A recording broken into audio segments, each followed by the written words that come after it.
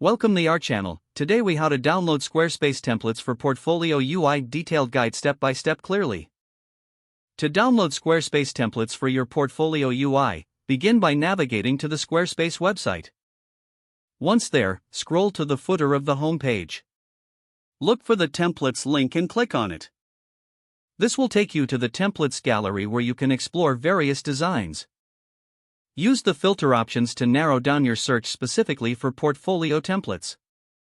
Take your time to preview each template that catches your eye. Click on a template to view more details about its features and customizability. Review the template's layout, color schemes, and typography. When you find a template you like, click on the Start with this design button. You will be prompted to create a Squarespace account if you do not have one. Fill in the necessary information to create your account. After creating your account, select the appropriate plan for your project. Be sure to choose a plan that supports the features you need for your portfolio. Once you have chosen your plan, proceed to the template selection.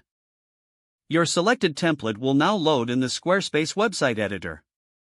From here, you can customize the template by adding your own content. To download or export your portfolio, go to the Settings menu. Choose the appropriate export option based on your needs.